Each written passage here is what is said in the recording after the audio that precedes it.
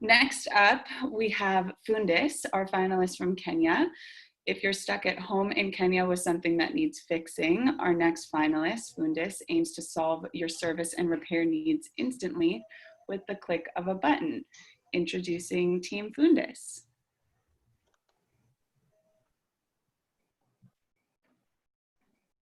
Thank you, Landy. Hi, everyone. Fundis is the company from Kenya that is helping thousands of homes and workplaces to find competent and vetted repairs and maintenance experts. Next.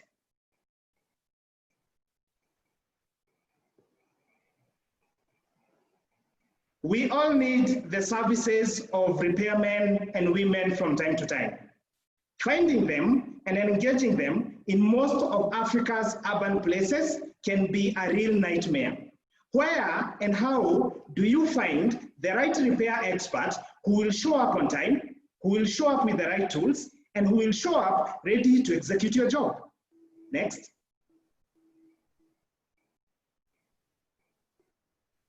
The answer is our Fundis mobile application. Our customers get their jobs done in a faster, better, and more affordable way, while our fixers cut the amount of time they spend looking for work, gain useful training in key areas such as soft skills and digital literacy, and they have access to continuous, decent income opportunities. Next.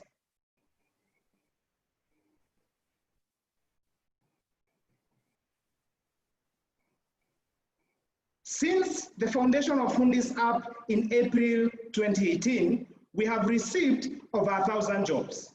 Of the nearly 700 jobs already executed, that has translated to well over $45,000 US in revenue. Our business model retains a 10% commission of the value of every job done. Since COVID-19, we have introduced two new aspects. One, we have introduced a fast-growing B2B segment, and two, we have introduced another 5 to 10% commission for every spare part that is sold on our platform.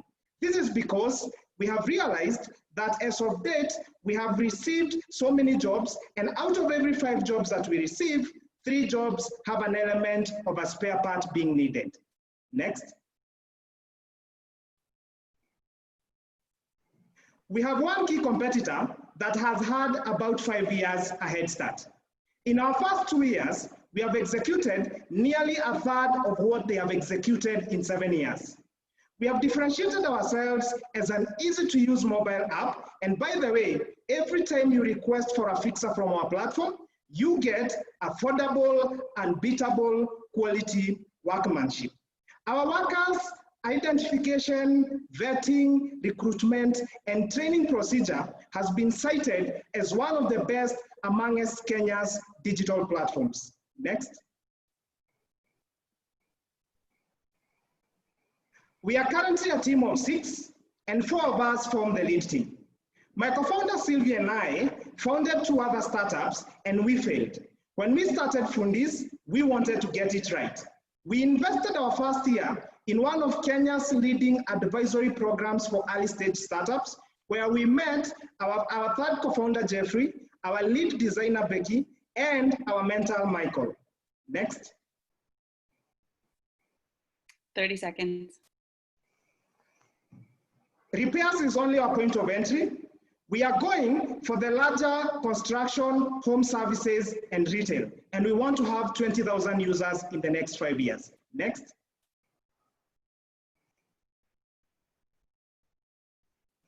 Thank you very much, and I'm ready for your questions. Fantastic, Team Fundis. Thank you, very clear. Over to you, judges, for Q&A, please. Hi, Alex. As a fellow Kenyan, I'm very familiar with this sector and certainly also with Link. I do have 2 questions for you. The first of which is, we know that everything moves at the pace of trust. And in this instance, with this business model, you are inviting strangers into people's homes and workspaces. So how do you build trust on this platform is the first question. The next is, I'm really curious on retention. So you've mentioned 1,000 orders, 6,600 of which have been completed. Have you seen repeat customers? And what does that rate of retention look like at present? Thank you, Teresa. I'll start with your second question on retention.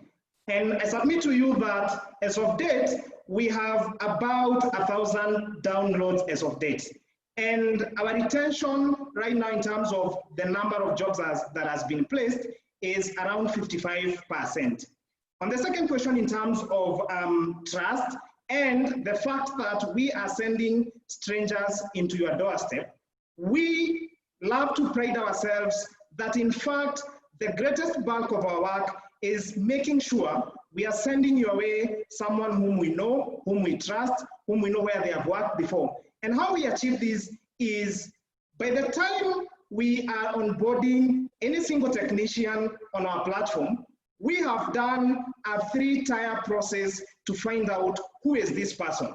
So from the identification process, first of all, how you join our platform is not just that you'll be able to sign up. You have to get a recommendation to join this platform, either from a technician who is already existing on this platform, or from our great and awesome customers whom we consider as co-creators, whom recommend to us technicians that they have worked with before and they really loved. And once we have your details as a technician, we go another further step to want you to send us customers you have served before, companies you have been with before. We establish your community ties. We want to talk to your next of kin. We want to know, does this guy have a criminal record? And the third process is you have about 6 months for you to become active on our platform.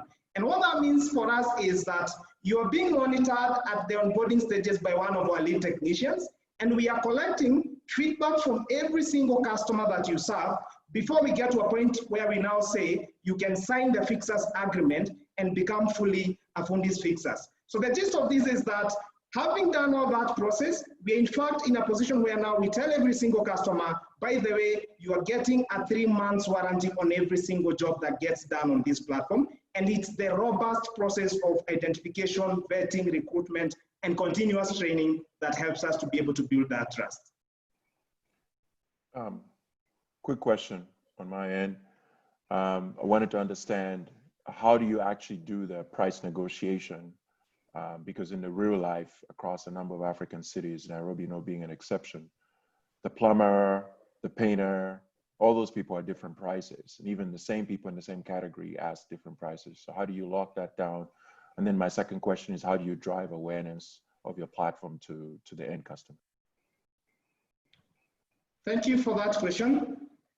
So in terms of pricing, in fact, one of the things that we have addressed from day one is to eliminate the pricing inconsistencies. And what would happen outside our platform is that you can invite 3 different carpenters or welders and get 3 very different quotations or estimates to do the exact same piece of work. So number one, what we have done with over 1,000 job requests that have been placed to date, we are obviously able to look at the data and establish patterns. So for instance, if we have fixed, let's say 1,000 sink leakages, let's say in the last 1 year, we can obviously be able to see what's the highest pricing that we have seen and the lowest. And therefore be able to tell, is this carpenter or this plumber that we are sending trying to underquote desperately to get the job, or this guy is just trying to overprice? So what we have done is that we actually have